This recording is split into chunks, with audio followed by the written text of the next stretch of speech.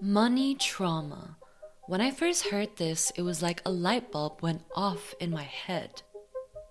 Like most people, I didn't connect these two things initially, emotions and money, or trauma and money.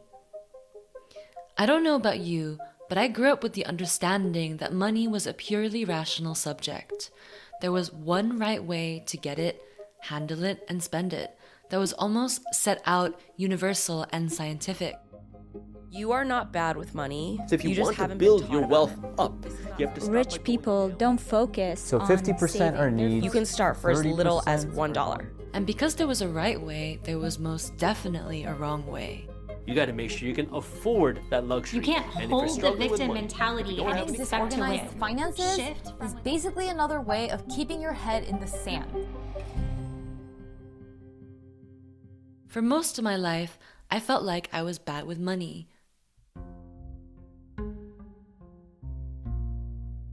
The right kind of money behaviors could perhaps only be embodied by a future me who didn't feel so emotional about handling it. And at the same time, I was looking at everyone around me.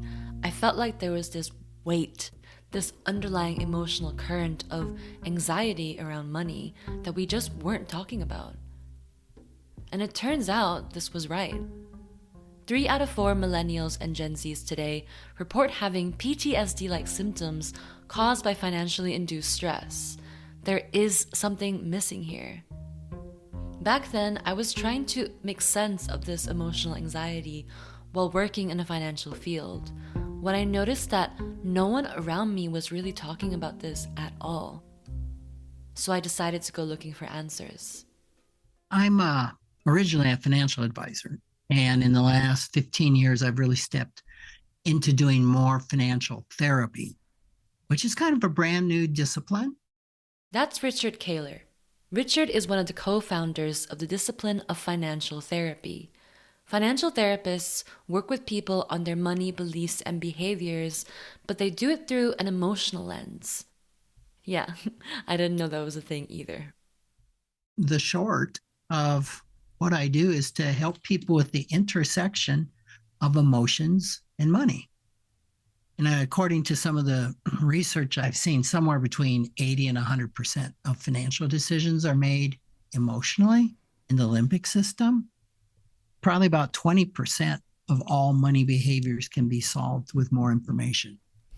80% can't, because it's deeper. So if somebody's listening and says, yeah, I'm stuck, or I keep doing the same thing or trying to accomplish the same thing over and over and over, and I'm not getting anywhere, that is a sign of deeper emotional wounding around this. And more information is not going to help. And so a person doesn't need to be beating themselves up that I'm stupid around money, I don't get it. When the trauma is holding the behavior in place, you can have all the information in the world. It's not going to move the needle. What Richard showed me began this process where I would challenge everything I knew about money, economics, and my job.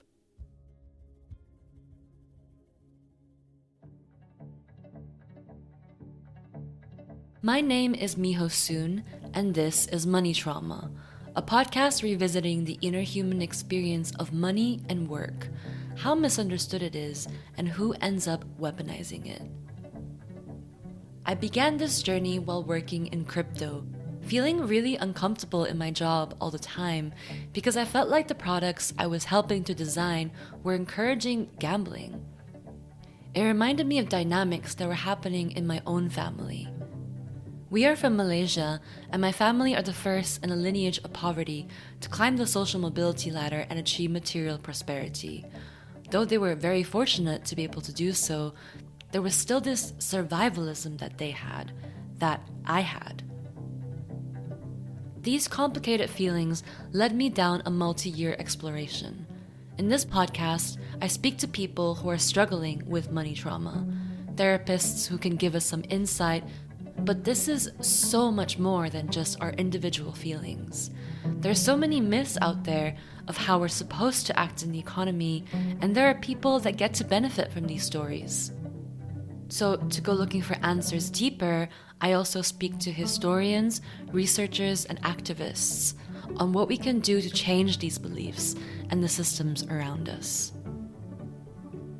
In this episode, we're going to start with the concept behind all of it: money trauma. I'll be speaking to 4 guests who all have something to say about this. About money, but not just money, but all of the other things of what it really means to us. Survival, belonging, and identity.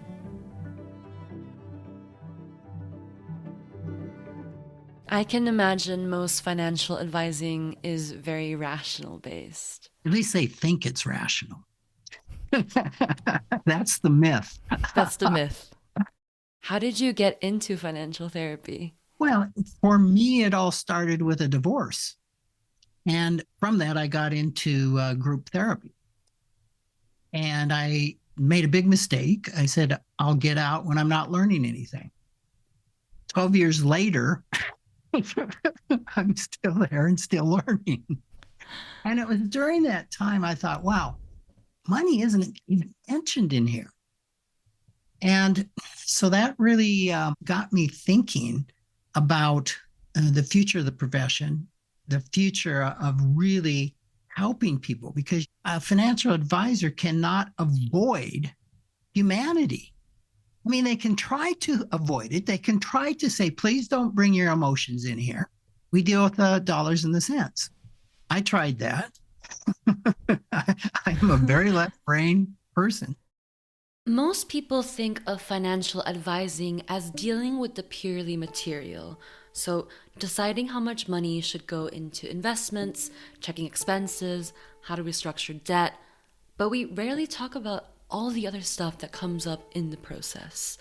The feelings of frustration, attachment, shame, and inadequacy. Sometimes they can just be fleeting feelings we need to actually address. But other times it might be deeper. When I first heard the word trauma, I thought big T trauma. Something terrible happened to you. You've witnessed someone being killed, a terrible car accident, a physical violation. I mean, a big trauma. I never saw myself as someone who's traumatized. Even the first time I heard negligence or emotional abuse, I was just like, give me a break.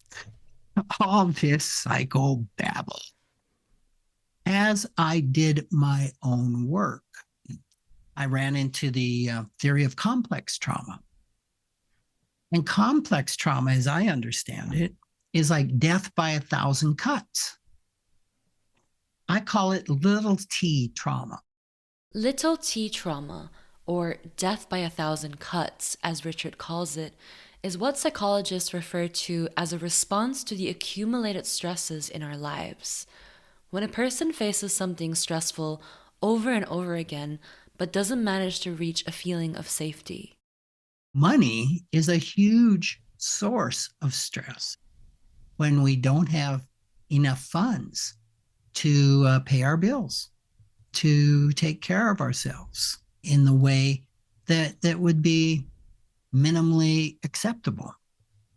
But it does not matter who you are, how much you have. It doesn't matter if you're a financial planner, investment advisor, a therapist. We all can have a tortured relationship with money. What Richard said sort of burst this bubble for me, that people could be experts on the outside with money management, emotions, and still not actually have a healthy relationship with money on the inside. I was a financial literacy educator, and everything that I'm teaching feels like it's not working on me, right? So I'm like, am I a fraud, or is this just not working? This is Chantel Chapman. She's the author of the bestseller book, The Trauma of Money. She also runs a program for mental health and education practitioners to learn about how emotions actually impact money. I was constantly quoted in the media giving tips on like how to be good with money, whatever that actually means. And behind the scenes, I had a ton of credit card debt. I was filing my taxes late. I wasn't doing my bookkeeping on my business often. I was in complete financial avoidance, but I knew how to do the financial literacy.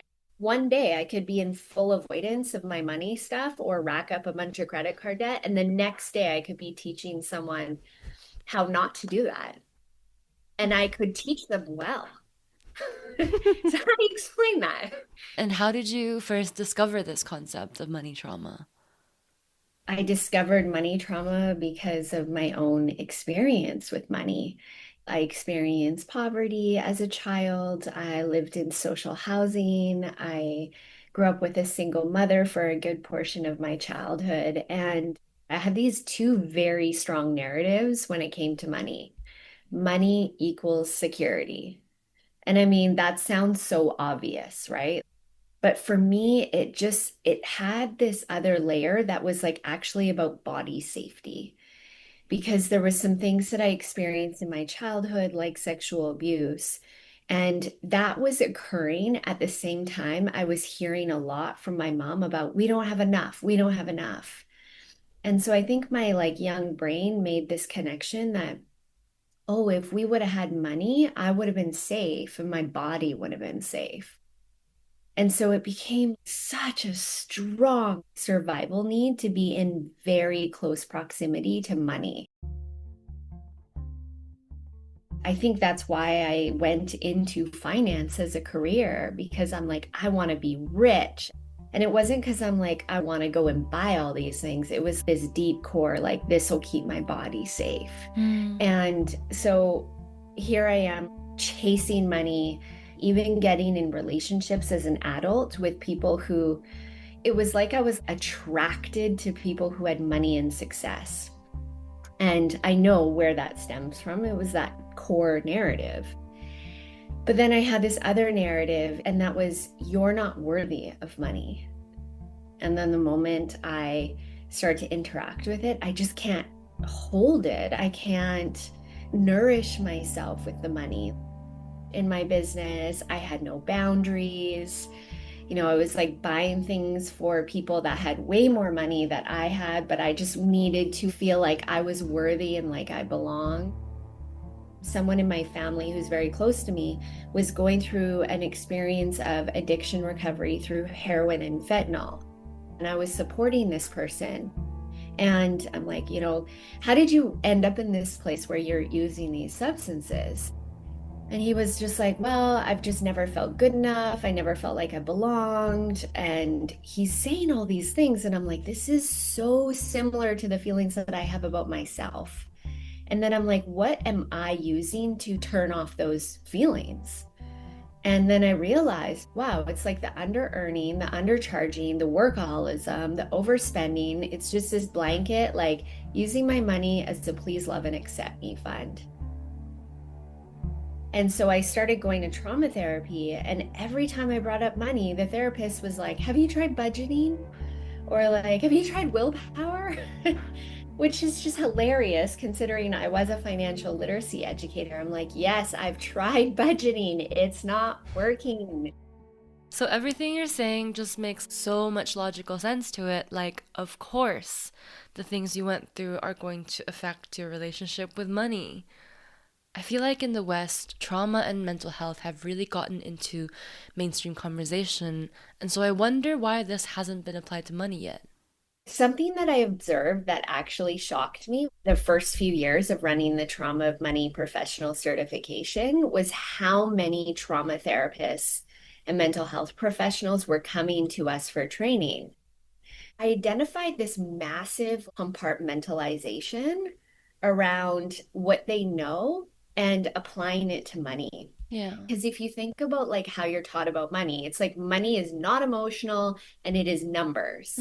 But that's the issue is like so many governments, so many like nonprofit organizations that are working in the poverty reduction space, they don't understand what's actually happening at the brain and the nervous system level when someone is experiencing financial scarcity. And they think they're doing good by being like, let's give them financial literacy. The root of this thinking comes from classical economics. Back in the 18th century, when Adam Smith theorized that the way people interact with buying things was always rational and predictable.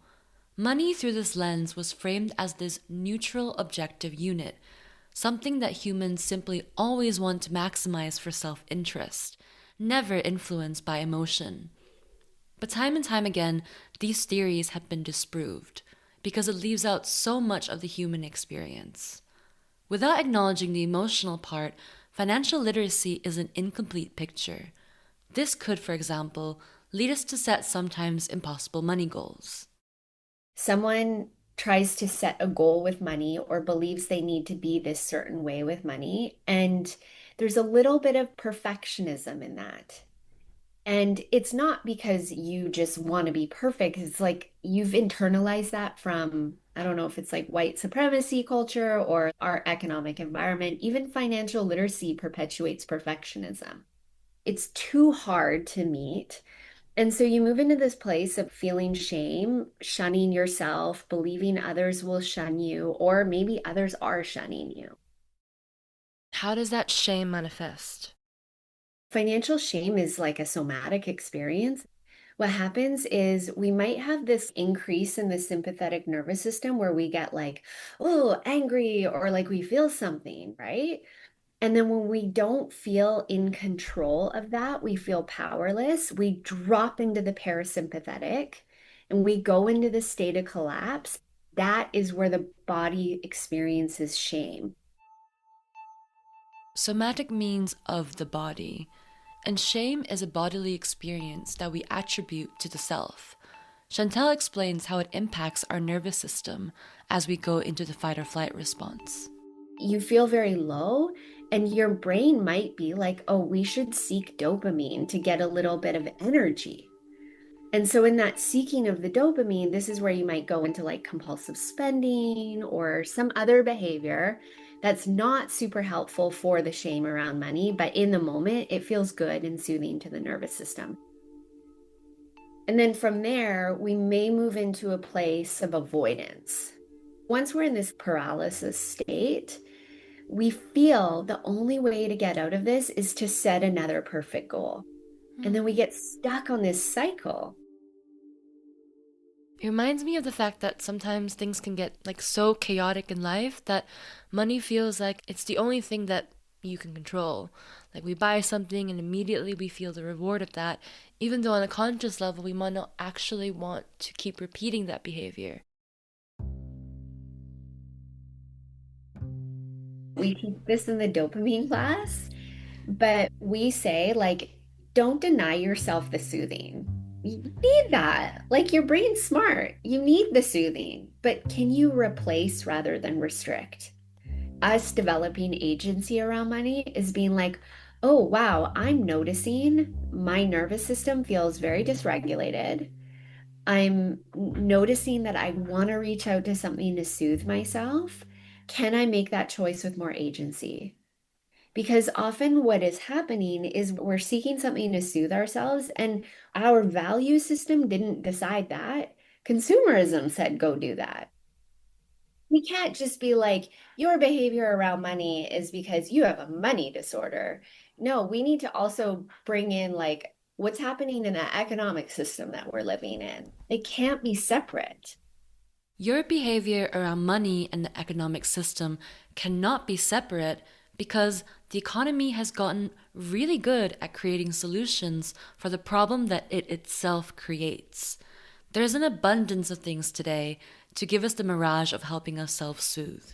Sophisticated algorithms that knows exactly what moves us, what gets to us, and what products would seemingly help. Easily accessible credit like Klarna, easily accessible gambling like the poly market that make money off of our overwhelm. We might know all of these things aren't helping us, but it can be hard to stop. Financial literacy was also first created by and for white middle-class communities. and didn't consider the emotional stresses and structural limitations that the global majority goes through. Someone that knows a lot about this is our next guest, Nafasi Farrell. Nafasi is the founder of Narratives Unbound. She's a community facilitator and an educator who also teaches in the Trauma of Money course with Chantel. That's been a history of financial soothing as hoarding within my family, and gambling as well. Avoidance, where they don't want to look at their money. When my father died in 2018, I got $30,000 of debt, learning so much just by having to bury him, gaining all the tools the hard way. It was a huge shock of like, wait, maybe we're not the best with money because, wait, we don't know. I don't know anything. So I had to start from literally zero. What does it mean to save? What does it mean to have a will? What does it mean to buy and sell things? So it was out of that shock that I began that journey of curiosity. Why does half of my family not have any money when they had good jobs? I've taught about race and human society for many years now. My whole world was focused completely on race, right? If we could teach everyone about racism, we could change the world. As a 12 to 18, 19-year-old, that's what I believed. That if we just worked together, understood how oppression in general, but really race, how we see each other, then we could change the world. But I didn't know that money was the underlying thing. Nafasi teaches about the racial wealth gap. The fact that the average Black household in America is roughly 6 times poorer than white households. And the reason for this was not just racism on a relationship level, it was also economic exclusion. Banks and institutions legally barring Black Americans from being able to have savings, own homes, and access credit. The thing that makes me the angriest is the reason why my uncle doesn't have any money today, doesn't have a couple $1 million in his bank account today. The reason why my mother doesn't have more is because they just were never taught to put money into any retirement vehicles, right? All they had to do was set it and forget it. They came from a generation of time. If you were able to participate, so if you didn't have banks pushing you out because of the color of your skin, if you were allowed to participate at the lowest level, giving maybe $20 to $50 a month of their time, you'd almost be a millionaire today. A lot of people think, oh, well, I'm not good at numbers, so I'm just never going to look.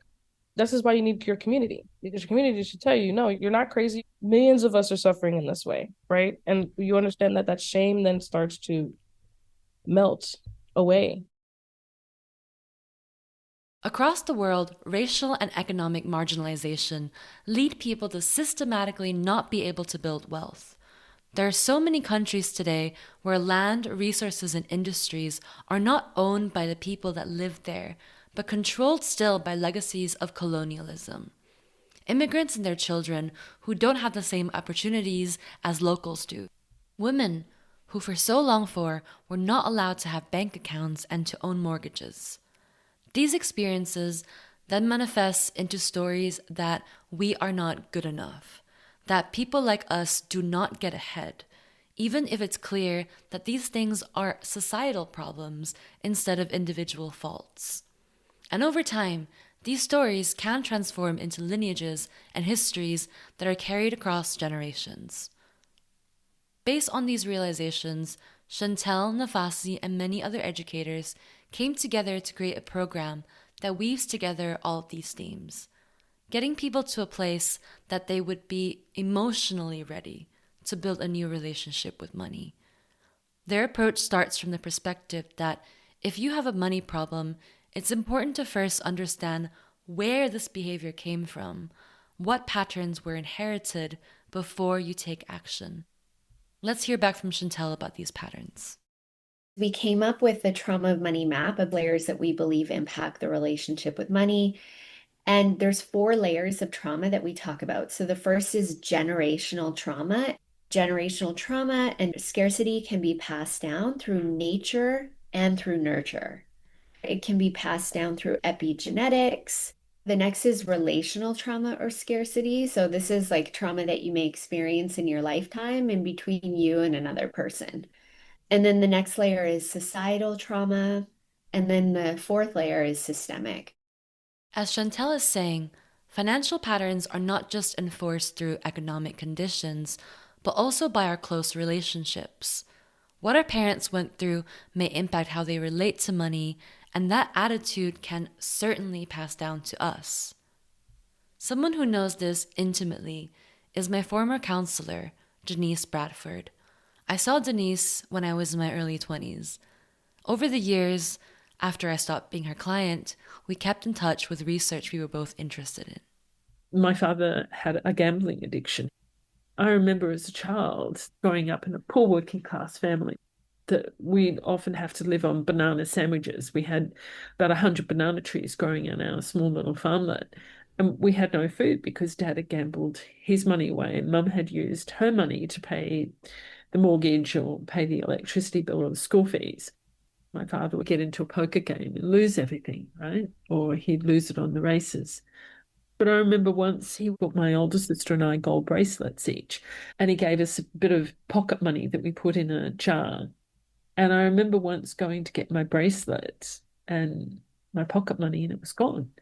He'd taken it to get some money so he could gamble again. I was probably about 7 or 8 years of age, and it affected me significantly. I still do not feel very safe around money. I developed a lack of boundaries around money. My first boyfriend borrowed about 5,000 Australian dollars off me to buy a car, and he never paid it back. And when I confronted him about it, he said that I had free meals at his house made by his mother. And I've had that perpetuate over and over again. Money is so fundamental to how we survive and function in this world. We are not meant to navigate it alone, but trauma around money can also grow between the cracks of our relationships, when the people who were meant to protect us couldn't or didn't take care of us in the ways that we needed. Denise's story makes me think of how money is often a proxy for the things that really matter to us, like intimacy. When someone takes your things as a child, they're not just taking money, they're also modeling that your closest caretakers can take things away from you, and that's to be expected. I also had been in close relationships that were emotionally, physically, and financially abusive, and it affected my relationship with money in ways I'm still untangling today. I asked Denise about this, as we spoke about it so many years ago.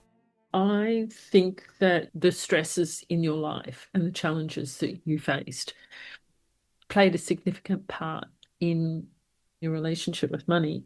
The feeling of safety is a very visceral one. We often make decisions based on how safe we feel and whether we think that something will bring us to a point of safety. We can see that to some individuals, money equates with power. And what does power equate to? Power equates to safety. People will use money to manage their relationships. Someone being attracted to someone else because they represent financial security, not necessarily being a good companion, but they represent financial security. Perhaps they have more control over the finances, that they can use that to coerce the person that they're in a relationship with. Something that I have seen in my nursing is when people, they're getting to the end of life, you see people using their money as a way to get control over their children, to get attention and care that they want in their final years. It can cause incredible chaos.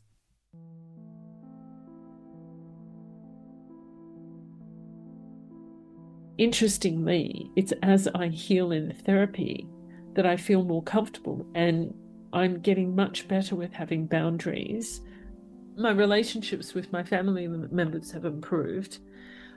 It's sort of like as we work on our own wounds, we're able to have healthier boundaries around our finances.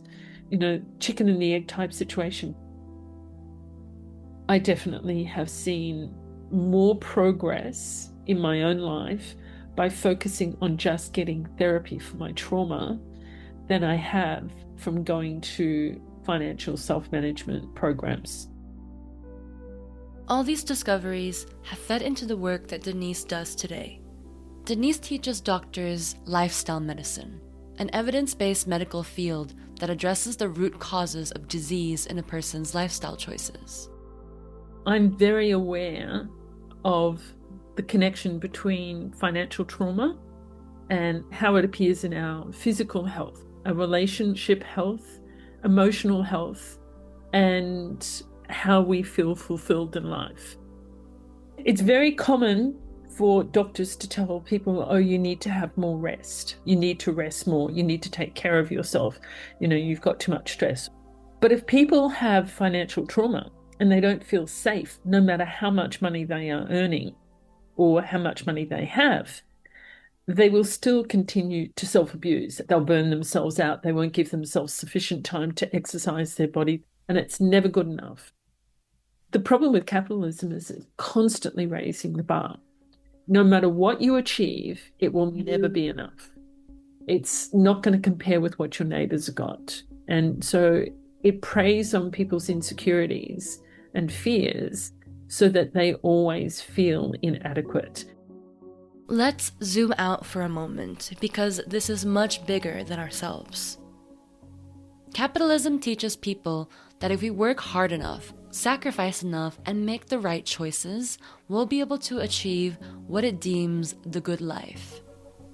Across cultures, we're shown narratives of the lucky few. Welcome to Who Wants to Be a Millionaire? So your family is rich? We're comfortable.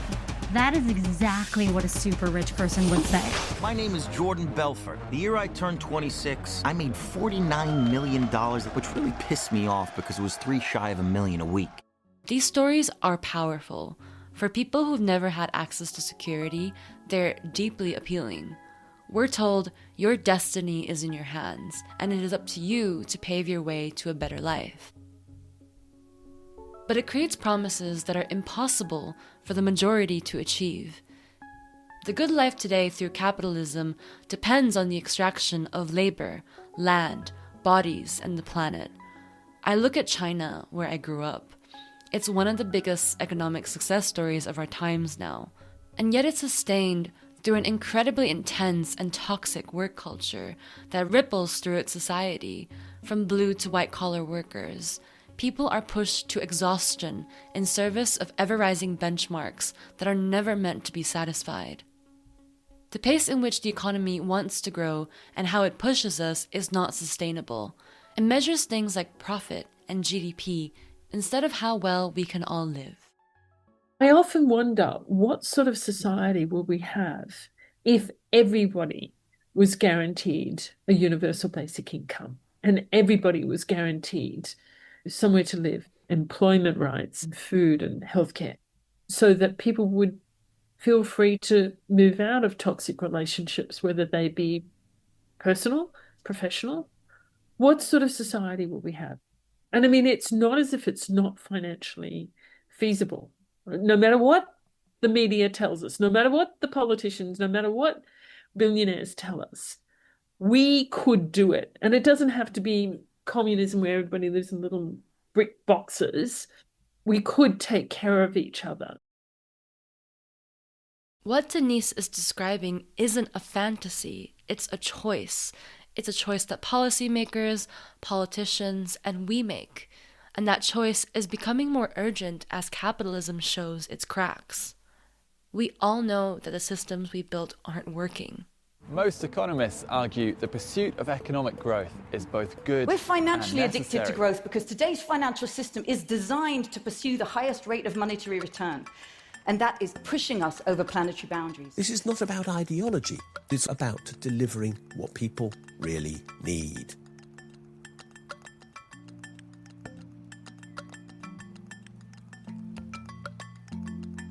I try to take us back to our power, the things we've created, right? When money was created, when we created civilization and villages, I need water and you need beans. Well, how are we going to do this? Humans that are living in the time period they're living in think the world is set in stone. That is incorrect. We are a creative species. We come from other beings that came before us that lived different lives and created things so that we could have these things today. We as a species have not come up with a good enough system yet. We have to know there is a future coming that you will not be a part of, but that you will have a hand in helping create. The disentanglement is I am actually a powerful being on this earth, and all of my behaviors matter.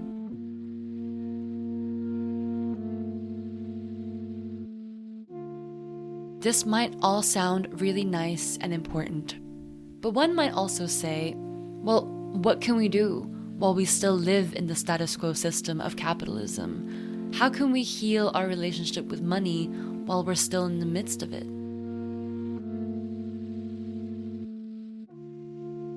Every time I go speak to a large audience, I ask, have you ever experienced financial shame? And I'm going to say 98% of the people on average always raise their hand, right? So most of us have experienced financial shame, but the thing is financial shame tells us we're the only ones. So if we believe we're the only ones, we're less likely to want to talk about it. But the thing is the antidote to financial shame is acceptance and belonging. So talking about it is so incredibly helpful to take you out of that financial shame. We say awareness is 50% of the integration of this work. And so we're not going to tell you that you're going to not get activated. You are going to get activated. What can we do to support your activations? Right? What can we do to use the activations to help you identify where you need to reclaim your agency and where we need to hold the systems responsible? There's no like linear, I've arrived here, I'm fully healed. I've been doing this work for so long and I get activated around money all the time. The only thing that has changed is I know what to do when I get activated and I recover much quicker. It doesn't like derail me. Another world is possible. And perhaps it starts by just questioning our relationship with money. Thank you for listening to Money Trauma. This project is supported by the Network for Social Change and the Post-Growth Institute. It was produced and edited by me, Miho Soon, Marta Medvesek, and VB McIndo. You can check out Chantel Chapman's work at thetraumaofmoney.com, Richard Kaler's work at Kaler Financial, Nafasi's work at Narratives Unbound Net, Denise Bradford's work at Essential Wellness Center in Ningbo, China. To dive deeper into topics discussed and learn more about our guests and contributors, please refer to the show notes or visit our website at moneytrauma.org.